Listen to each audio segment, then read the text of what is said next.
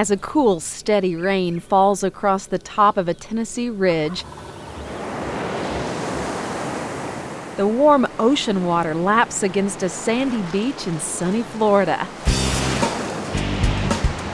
It's spring break for the students and teachers in Muhlenberg County, Kentucky. But graduating senior Alex Pogue and agriculture teacher Scott Cronin are suiting up in camo to pursue a strutting Tennessee tom. I'm not a big vacationer. If I'm going to be vacationing, I'm going to be hunting something.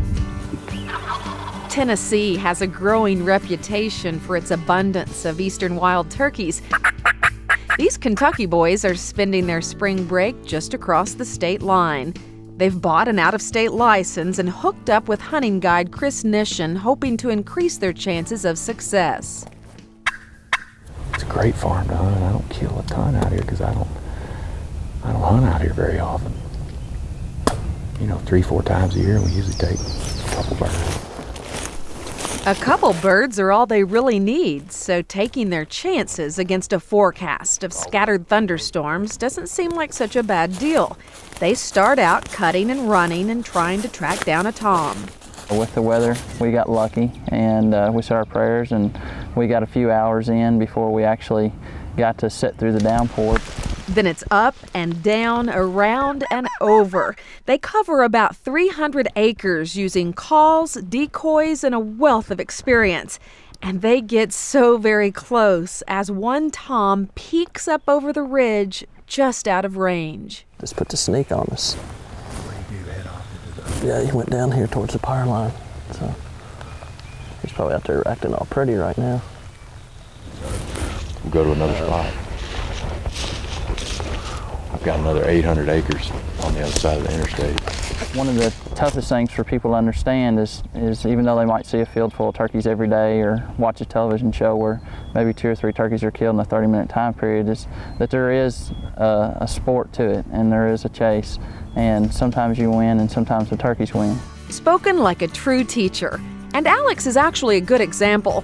He's been hunting with his family since he was 9. He took a 120 class buck with a bow at 13 and has harvested a bluebill duck, a banded goose, and a trophy turkey. They started out just with all, hunting different kinds of birds, and it's just led on from, generation to generation. I learned from my dad and he learned from his. And sometimes you just have to learn when to call it a day.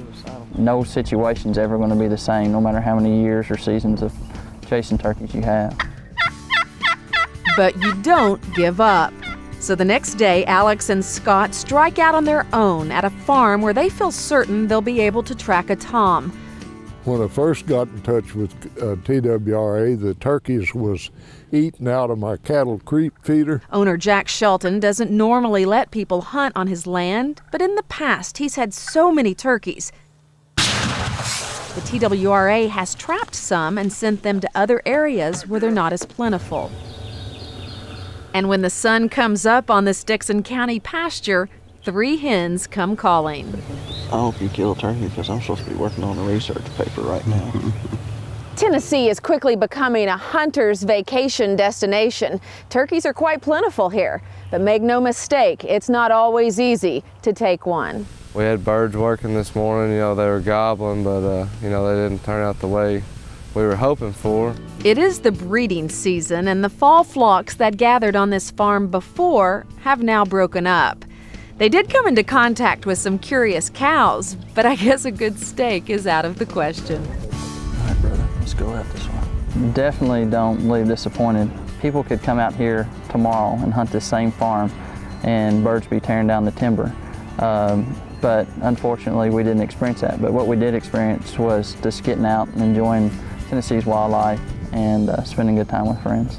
And for these guys, it's better than going to any beach.